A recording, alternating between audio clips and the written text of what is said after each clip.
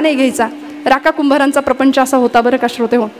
काय देवनिष्ठा होती, काय भक्तीतली निष्ठा होती. अहो कुंभार व्यवसायाचं काम घरामध्ये मांजर पाळली होती. राका बायकोचं नाव बंका आणि मुलीचं नाव वंका. मांजर पाळलेली आहे. आता कुंभार म्हटलं की कुंभाराचा व्यवसाय मडकी घडवणं, हां ती बाजारात विकणं. मग आता भट्टी असते कुंभाराच्या घरी, त्या भट्टीला काय म्हणतात? आवा. आवा चालली पंढरपूरला, त्यातली आवा नाही. कुंभाराच्या घरी मडकं भाजण्याकरता जी भट्टी असते तिला आवा म्हणायचं होती. आणि आता भट्टी पेटवणार, पण त्या राकाच्या घरामध्ये ती मांजर होती ना, ती व्यायली. 5 पिलं झाली तिला. आणि त्या मांजरीचा आता स्वभाव असतो, मांजर पिलं एका जागी ठेवत नाही, ती पिलं बदलते, पिलांच्या जागा बदलते. म्हणून तिने ती 5ही आपली पिलं ओलं कच्चं मडकं होतं त्यातल्या एका मडक्यात आणून ठेवली आणि ती निघून गेली. नेमका तोच दिवस होता की भट्टी पेटवणार होते. बरोबर भट्टीला आग लागली, भट्टी पेटली. भट्टीतनं धूर जसा बाहेर यायला लागला तसा गावात फिरणाऱ्या मांजरीला कळलं नेमकं काय झालंय. मांजर आली, येरझाऱ्या घालायला लागली. नेमकं भट्टीमध्ये ते ज्याच्यामध्ये तिची 5 पिलं ठेवली होती ना, ते मडकं सुद्धा भट्टीत गेलं होतं. आगीच्या भक्षस्थानी पडली की काय आपली पिलं, म्हणून ती मांजर. शेवटी प्राण्यांच्यात काय माणसाच्यात काय वात्सल्य आहे, मातृत्व आहे, म्हणून येरझाऱ्या घालायला लागली, आगीच्या दिशेने धावायला लागली. राका म्हणतात अगं खुळीबिळी झालीस का काय, आगीत कुठं चालली, म्हणून तिला बाजूला ढकललं. पण तरी सुद्धा ती आगीच्या दिशेने जायला लागली. राकांचे पाय चाटायला लागली आणि मालकाला आईची भाषा कळाली. हळूच आपल्या बायकोला बोलावलं, होय ग या भट्टीत ह्याची पिलं गेलीत का मडक्यात? ती म्हणली नाही जी, मला नाही ठावं. पोरीला विचारलं, तू बघितलंस का मांजरीची पिलं भट्टीत गेल्यात का? बाबा मला बी नाही ठावं म्हणली. नक्कीच या मांजरीची पिल्लं यातल्या एका मडक्यात भट्टीत गेलंय ते मडकं. राकांची खात्री पटली. तिथंच बसले ठाण मांडून, उपोषण केलं. अन्न नाही, पाण्याचा थेंब नाही. आणि भगवंताला सांगितलं, देवा तुझं ब्रीद आहे, योगक्षेमं वहाम्यहम, सकल जीवांचा करीतो सांभाळ. तुझं ब्रीद आहे, निर्वाणी गोविंद असे मागे पुढे तुझं ब्रीद आहे ना, मग तू ये आणि सांभाळ. या माईलेकरांची ताटातूट होऊ द्यायची नाही. 3 दिवस भट्टी पेटणार आहे, पेटती राहणार आहे. 3 दिवसांनी भट्टी विझणार आहे. आणि 3ऱ्या दिवशी या माईलेकरांची भेट घडवून आणण्याचं काम तुझं. कर्तुम अकर्तुम अन्यथा कर्तुम असं सामर्थ्य असलेल्या भगवंतांना भक्ताचं म्हणणं ऐकावं लागलं. 3 दिवस उपोषण करून राका बसले आणि प्रतिज्ञा केली, जर या माईलेकरांची भेट सुखरूप झाली, भट्टीत गेलेली मांजराची पिल्लं सुखरूप बाहेर आली, तर हा राका घरादारावर तुळशीपत्र ठेवेल आणि तुझी प्रार्थना, तुझी पूजा करण्याकरता पंढरपुरात येऊन राहील, तिथं तुझं नामसंकीर्तन करेल. तू तुझं ब्रीद सांभाळ देवा. 3 दिवसांनी भट्टी विझली आणि राका शांत आहेत. त्यांची पत्नी, त्यांची मुलगी सुद्धा तिथंच शांतपणे भगवंताची आराधना करतायत. 3ऱ्या दिवशी भट्टी जशी विझली ना, तशी भाजकी पक्की मडकी बाहेर काढण्याचं काम सुरू झालं. आणि ज्या मडक्यात या मांजरीनं आपली पिल्लं ठेवली होती, तेही मडकं जसं बाहेर आलं, तसं सगळ्यांना उत्कंठा लागली होती. काय झालं असेल, काय झालं असेल. हात आत घातला तसं एक पहिलं पिल्लू, दुसरं पिल्लू, तुरु 5ही पिल्लं धावायला लागली. क्षणोक्षणा सांभाळितो साक्षी होतो आपुला, साक्षी होतो आपुला, साक्षी होतो आपुला. क्षणोक्षणा सांभाळितो साक्षी होतो आपुला, साक्षी होतो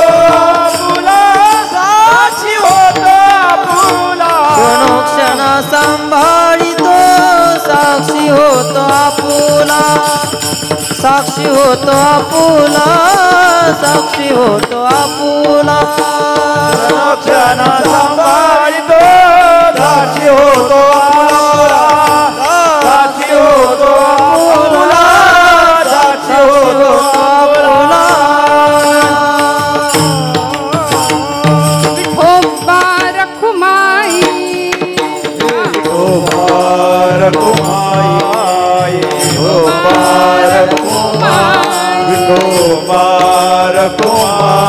जय जय विठोबा विठोबा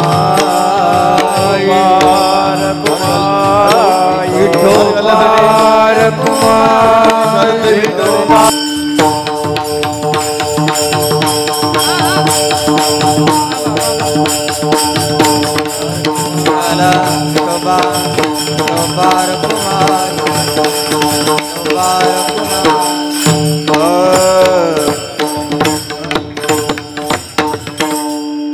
निष्ठावंत भाव भक्तांचा स्वधर्म निर्धार हे वर्म चुको नये. 1.5-2 तासाच्या कीर्तनामध्ये निरूपणाकरता वेळ जेमतेम तासभर मिळतो म्हणून मी हाराचा वेळ वाचवला, मला क्षमा करा. आधीच मी आता घड्याळ पुढे नेणार आहे, पण हात लावला. या गादीचा तो मान आहे, या गादीचा तो अधिकार आहे, ज्ञानोबा तुकोबांचा अधिकार आहे.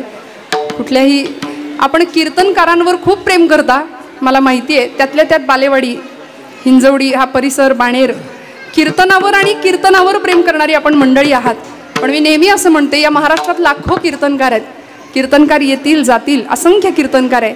कीर्तनकार हे आम्ही पोस्टमन आहोत, देवर्षी नारदांचे, नामदेवांचे, तुकोबांचे, ज्ञानोबांचे. आम्ही फक्त पत्र घेऊन येतो, ते पत्र तुमच्यापर्यंत देतो, बस. त्यामुळे कीर्तनकार हा सर्वज्ञ नसतो, म्हणून कीर्तनकार सगळंच सांगतो ते खरं.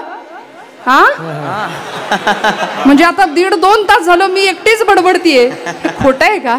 नाही, इथं कुणीच काहीच खोटं सांगत नाही. अहो चांगलंच जगाच्या कल्याणाचंच कीर्तनकार सांगत असतात. पण आपण कीर्तनकारावर प्रेम करा किंवा नका करू, हे हार आपण आमचं कौतुक म्हणून करताना.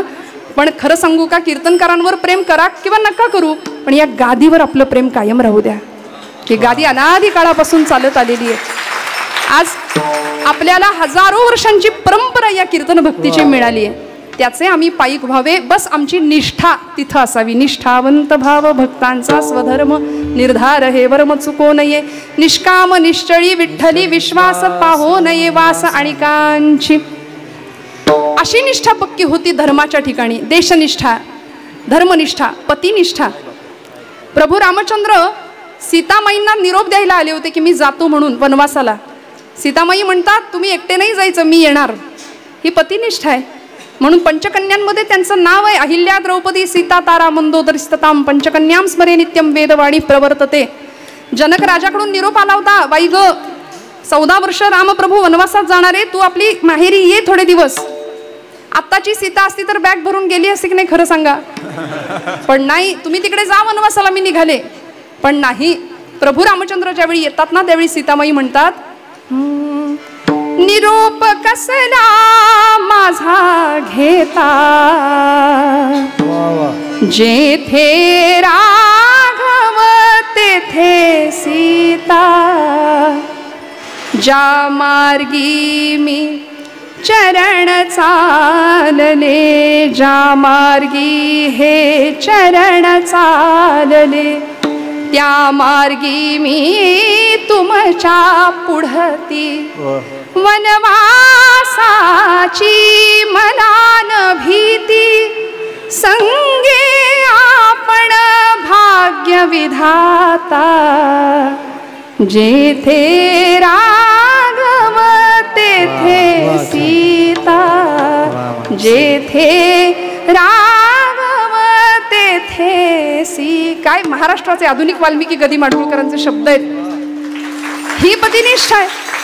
हा, हे प्रेम, ही निष्ठा तुमच्या माझ्या मनात दृढ व्हावी याकरता तुकोबरायांचा हा सगळा खटाटोप. हे अभंग असं साहित्य आम्हाला का दिलं? आजचा दिवस फाल्गुन वद्य अमावस्येचा, ज्या दिवशी या स्वराज्याच्या धाकल्या धन्याचं बलिदान झालं, देशासाठी, धर्मासाठी, स्वराज्यासाठी आपल्या पित्यांनी वाढवलेलं राज्य चढतं वाढतं. आपल्या संपूर्ण हयातीमध्ये छत्रपतींनी जे स्वराज्य निर्माण केलं ते स्वराज्य 1 नाही 2 नाही 5 पटींनी वाढवणारा हा स्वराज्याचा युवराज होता. याला म्हणायचं पुत्र व्हावा ऐसा गुंडा, ज्याचा 3 लोकी झेंडा. आणि आताचे सुपुत्र असलेलं सगळं धुळीला मिळवायला निघालेत. काय करायचं यांच्यासाठी कमवून ठेवून. पण माझ्या या राज्याच्या धाकल्या धन्यांनी चढतं वाढतं साम्राज्य प्रतिपश्चंद्र लेखे व वर्धिष्णुर विश्ववंदिता अशा हसूनो शिवसैषा मुद्रा भद्राय राजते म्हणून अखंड वाढवत ठेवलं. 9 वर्ष 9 महिने अजिबात विश्रांती नाही घेतली. सळो की पळो करून ठेवलं औरंग्याला. पण एकाच्या फितुरीने माझा राजा पकडला गेला. असं म्हणतात स्वकीय जर अधम झाले नसते ना तर परकीय दुर्जन झाले नसते, असं मोठ्या खेदानी मला म्हणावं लागतं. हजारोंच्या नेकीवर एकाची हरामी पाणी फिरवते, हा इतिहास आहे फितुरीचा आमचा. फितुरीचा रोग फार राष्ट्रघातकी, वैभवास लोढविते साथ फाटकी म्हटलंय. महाराष्ट्राचा स्वातंत्र्य चळवळीचा सुद्धा हाच इतिहास आहे, छत्रपतींचाही हाच इतिहास, संभाजीराजांचाही हाच इतिहास. इंग्रजांच्या काळात सुद्धा इंग्रजांच्या गौरवर्णी देहामध्ये काळ्या कभिन्न नागाचं विषारी रक्त वाहत होतं. याची जाणीव आमच्या हिंदुस्थानातल्या स्वार्थी आणि मतलबी लोकांना नव्हती, म्हणून घरभेदे इंग्रजांना सुद्धा जाऊन मिळत होते. याचा परिणाम असा झाला, हजारो लोकांना सुद्धा 9 वर्षात सळो की पळो शत्रूला करून ठेवणारा माझा राजा एका घरभेद्यामुळे, एका फितुरामुळे सापडला गेला. आणि असंख्यांनी साखळ दंडांनी जखटलेल्या राजाला संगमेश्वरापासून बहादूरगडापर्यंत आणि तिथून वडुतळापूरच्या संगमापर्यंत आणेपर्यंत अतोनात हाल केले. विदूषकाची झबली काय अडकवली.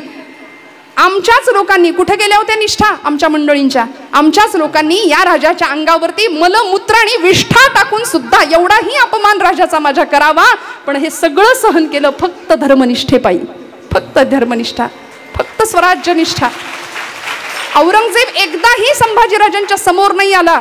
आग्र्याच्या भेटीमध्ये संभाजीराजांना लहान वयात औरंगजेबांनी पाहिलं होतं, पण हाच औरंगजेब ज्यावेळी संभाजीराजांना पाहतो ना, त्यावेळी आता साखळ दंडामध्ये जखडलेला हा राजा 100 माणसांना आवरत नव्हता, अशी तब्येत माझ्या राजाची. सूर्य गोलासारखा लालबुंद माझा राजा चमकत होता. आणि अशा वेळी औरंगजेबाने कनातीचं दार मुद्दाम कमी केलं होतं, उंचीचं, का वाकून आला पाहिजे मानेत. पण नाही हो, संभाजीराजे कवी कलश बरोबर होते, गुडघ्यात वाकले आणि आतमध्ये प्रवेश केला. स्वाभिमान होता, निष्ठा होती. माझ्या बापाचा स्वाभिमान तुझ्यापेक्षा कितीतरी मोठा आहे, ही जिगर आणि ही जिद्द होती संभाजीराजांच्या ठिकाणी. औरंगजेबाने संभाजीराजांना बघितलं, त्याला कळे ना मी उठू की बसू, उठू की बसू. तो 2 मिनिटं बसायचा, 2 मिनिटं उठायचा. तो मनातल्या मनात म्हणायचा, हमारे घर में भी बच्चे हैं, न जाने कितने हैं, लेकिन इसके जैसा एक भी होता तो ये नौबत नहीं हमारे ऊपर आती. आणि औरंग्याची ती बेचैनी पाहून कवी कलश संभाजीराजांना सांगतायत, दोघेही साखळ दंडांनी जखडलेले आहेत. कवी कलश सांगतायत, राजाजी, रायगढ़ के दरबार में मैंने आपको कविता सुनाई थी, आज औरंग के सामने आपकी कविता सुनाऊं क्या? संभाजीराजे म्हणतात, कवी कलश, कविराज, रायगढ़ के दरबार में आपकी कविता गूंज उठी थी, अब औरंग के सामने हमारी आपकी कविता पेश कीजिए. आणि कवी कलश सांगतात, राजा, तुझं तेज असं आहे की तुझ्या तेजानी औरंग्याला कळे ना मी बसू की उठू. तू तप तेज निहार के तखत त्यजो औरंग, तखत त्यजो औरंग. राजा, तुझ्या तेजानी औरंग्याला कळे ना मी बसू की उठू. अशी विलक्षण अवस्था झाली आहे. आणि आता औरंगजेब राजांकडे पाहतोय, राजाजी, राजाजी, क्या यही है शिवाजी का शमशेर जंग शहजादा संभाजी, दिखने में खूबसूरत, हिम्मत का शेर. राजाजी, आप मेरी बात कबूल करो. किती ऑफर देत होता, किती आमिष दाखवत होता. राजाजी, आप मेरी बात कबूल करो, आप हमारा इस्लाम धर्म कबूल करो, ये खुदा का बंदा आपको बड़ा नवाब बना देने को तैयार है. किसी हिंदू को नहीं मिली इतनी इज्जत आपको दे दी जाएगी, तमाम दख्खन की सुबेदारी आपको बहाल कर दी जाएगी. संभाजीराजे म्हणायचे, अरे हट, विधभर जमिनीच्या तुकड्याशी इमान बेचणारी आमची जात नाही. तुझी अख्खी जिंदगी गेली फंद फितुरांच्या सहवासात. बापाला मारून गादीवर बसण्याची तुमची परंपरा, आमची नाही. मला नको धर्म तो तुझा,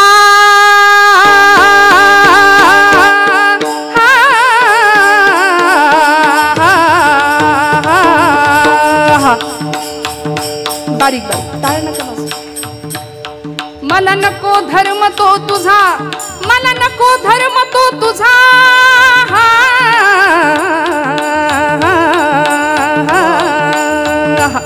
मला नको धर्म तो तुझा, मला नको धर्म तो तुझा, तुझ्या बापाचा तुझ्या काकाचा, मला एक रामचंद्र प्रभू प्यार, मला एक गाय माता ती प्यार, मला एक गाय माता ती प्यार. सांभाळ तोच एक करणार हा, जी जी सांभाळ तोच एक करणार हा, जी जी र जी जी, जिहिर जी जी, जिहिर जी जी.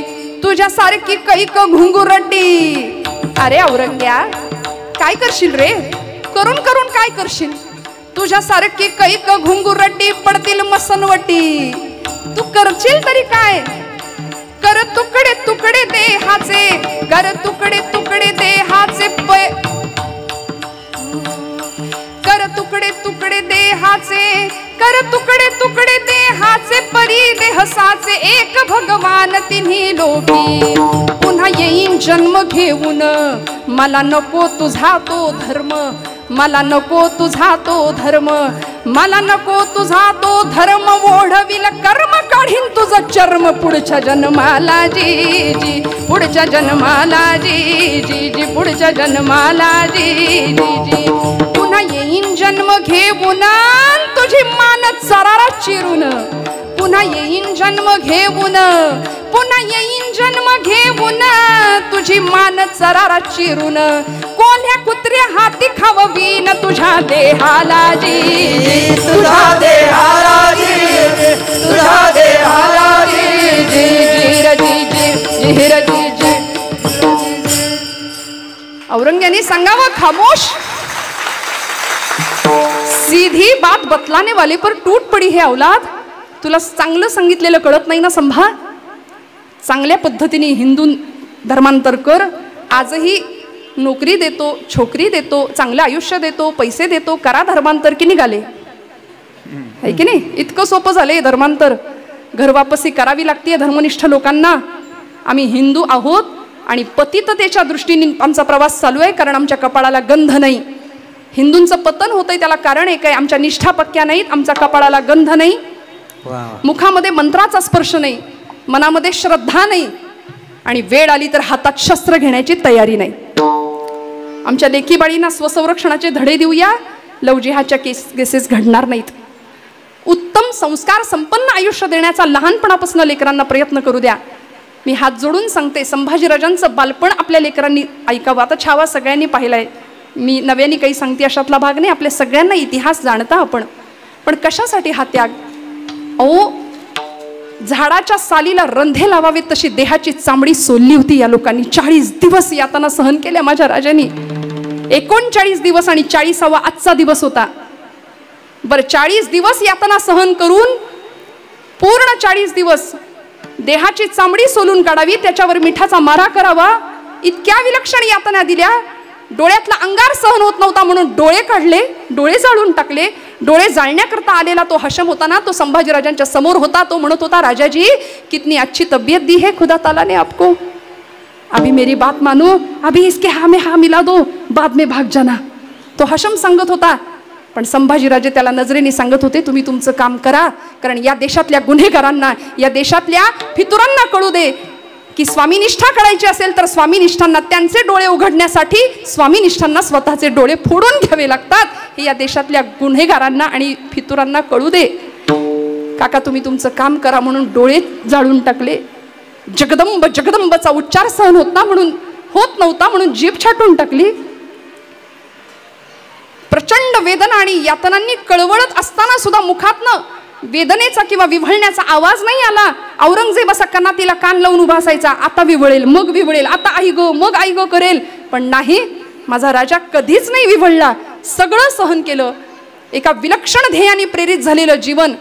छत्रपती शिवाजी राजांना जणू काही सांगत होते की आबासाहेब जमलंय ना, मला तुमच्या स्वराज्य राखण्याचा प्रयत्न मी करतोय, मला जमलंय ना. समर्थ म्हणायचे, याहून करावे विशेष तरीच म्हणवावे पुरुष. छत्रपतींनी काय केलं? निश्चयाचा महामेरू, बहुत जनांचे आधारू, अखंड स्थितीचा निर्धारू, श्रीमंत योगी. योगी कधी श्रीमंत नसतो आणि श्रीमंत कधीच योगी नसतो. पण हा असा राजा होता जो श्रीमंत योगी होता आणि त्यांचे तुम्ही सुपुत्र आहात. आता वडिलांपेक्षा काहीतरी वेगळं करून दाखवा. समर्थ सांगतात, याहून करावे विशेष तरीच म्हणवावे पुरुष. संभाजीराजे सांगतात, आबासाहेब मला जमलं ना हो. याच औरंगजेबानी वडू तुळापूरच्या संगमावर आणून राजांना याच तुळापूरच्या याच वडूच्या संगमावरती पायापासून देहापर्यंत इंचा इंचा एवढे देहाचे तुकडे केले. माझ्या राजाच्या शरीराचे इंचा इंचा एवढे देहाचे तुकडे केले. रक्ताच्या चिळकांड्या उडाल्या भीमा इंद्राणीच्या संगमामध्ये. रक्तमांसाचा चिखल झाला आणि एक घाव टाकला शेवटचा मस्तकावरती. आजच्या दिवशी मस्तक धडापासनं वेगळं झालं. ज्या मस्तकाला माझ्या जिजामाऊलींनी कवटाळलं होतं. 2 वर्षाचे होते संभाजीराजे, फक्त 2 वर्षाचे. सईबाई निघून गेल्या, मातृछत्र हरपलं. अफजल खानाच्या मोहिमेवर छत्रपती शिवाजीराजे चालले होते. 2 वर्षाच्या संभाजीराजांना बघितलं आणि सईबाई निरोप देतात, अहो तुम्ही याल तेव्हा मी अत्यवस्था आहे, मी आजारी आहे, मी तुम्हाला औक्षण करायला नसेन, पण मी एक सांगून जाईन तुम्हाला, माझ्या संभाजीला सांभाळाल. त्याच्या बाबतीत कुठलाही निर्णय घेताना कायम एक गोष्ट लक्षात ठेवा की तुम्हाला आई आहे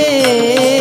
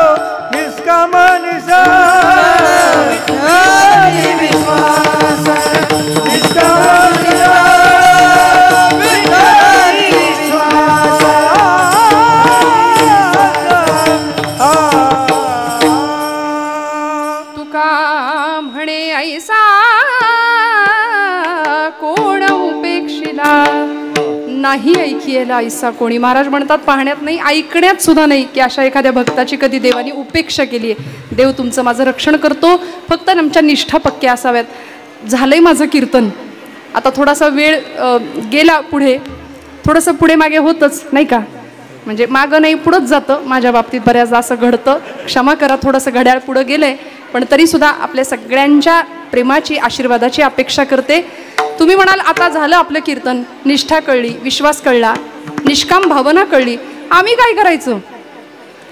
तुम्ही तुमचं कीर्तन केलं, संभाजीराजांचा त्याग आम्हाला सांगितला, तुकोबांनी अमुक केलं, ज्ञानोबांनी अमुक केलं, अमक्यानं अमकं केलं, तमक्यानं तमकं केलं, आम्ही काय करायचं? आमच्या पातळीवर आम्ही काय करायचं? एकच मुद्दा सांगते, माझं कीर्तन संपवते. एका इमारतीला खूप मोठी आग लागली होती आणि खूप मोठा वणवा पेटला होता बरं का. इमारतीमध्ये बरीच माणसं अडकली. काही मंडळी होती संवेदनशील, त्यांनी त्या माणसांना बाहेर काढलं. काही मंडळींनी त्या इमारतीवर, त्या आगीवर पाणी घालायचा प्रयत्न केला. एक चिमणी होती छोटीशी, ती सुद्धा चोचीत पाणी भरायची आणि त्या आगीवर नेऊन टाकायची. तिचं आपलं तेच काम चालू होतं. एक कावळा होता फांदीवर बसलेला, त्यांनी ते पाहिलं आणि तो तिला हसला. असे कावळे समाजात बरेच असतात. चांगल्याला चांगलं करू द्यायचं नाही, चांगलं केलेलं बघवत नाही. त्या कावळ्यानी चिमणीला विचारलं, बाई ग, तू तुझी एवढीशी तुझी चोच, त्या चोचीत एवढंसं तुझं पाणी मावतंय आणि एवढी मोठी आग तुझ्या पाण्याने कशी विझायची? त्या आगीचा कण सुद्धा विझणार नाही. चिमणी म्हणते, दादा मला माहिती आहे, माझी क्षमता मी ओळखते, माझ्या चोचीची क्षमता मी ओळखते, त्याच्यातलं पाणी सुद्धा खूप कमी आहे हेही मला माहिती आहे. पण या घटनेचा मला एकच माहिती आहे, या घटनेचा जेव्हा इतिहास लिहिला जाईल ना, तेव्हा या इतिहासामध्ये माझं नाव आग लावणाऱ्यांच्या यादीत नसेल, आग विझवणाऱ्यांच्या यादीत असेल. श्रोते हो, तुमचं माझं नाव असंच आग विझवणाऱ्यांच्या, नाही तर काडी लावायची अनेकांना सवय असते की नाही समाजामध्ये. तर असं गुण्या गोविंदांनी उत्तम छान सहज मस्त आम्हाला जगता येईल का? कधी कुणाचा द्वेष नको, ईर्षा नको, मत्सर नको, हेवा दावा नको. जुन्या काळी टी व्हीवर एक सिरियल लागायची, रंगीत टी व्ही नव्हता तेव्हा, कलर टी व्ही असायचा, बरोबर ना? तुम्ही जागे आहेत ना की आता घड्याळ संपत आले म्हणून? नाही ना. काय असायचा? Black and white T V असायचा त्यावेळी, आणि घरातलं एक माणूस कायम अँटिन्यावर असायचं. अनेकांचा हा अनुभव आहे. ते दाराचा टी व्ही असायचा. अहो, रामायण महाभारत लागायचं. मला आठवतं माझी आजी रामायण लागलं की उदबत्ती ओवाळायची टी व्हीला. इतकी संवेदनशीलता होती त्या लोकांच्या मध्ये. नारळ फोडले जायचे रामानंद सागरांचं महाभारत लागलं की, रामायण लागलं की. पण आता त्या संवेदना नाहीत. या संवेदना आमच्या सक्रिय व्हाव्यात, भाव दृढ व्हावा, याकरता हा सगळा प्रपंच आहे. झालेली सेवा परमेश्वराच्या चरणी समर्पित करते. बोलत असताना काही वेडवाकडं गेलं असेल तर मोठ्या अंतःकरणाने क्षमा करा. आपण सर्वजण खूप गुणीजन, मोठी माणसं आहात. माझ्यापेक्षा वय, ज्ञान, अनुभवाच्या पातळीवर कीर्तनामध्ये अनेक कीर्तनकार मंडळी आहेत. माझ्यापेक्षा सर्वस्वीपणाने मोठी मंडळी आहेत. सर्वच आमची गुणीजन अधिकारी मंडळी आहेत. सगळ्यांच्या चरणारविंदी कृतज्ञतापूर्वक वंदन करून सेवेला विराम देते. ज्ञानेश्वरा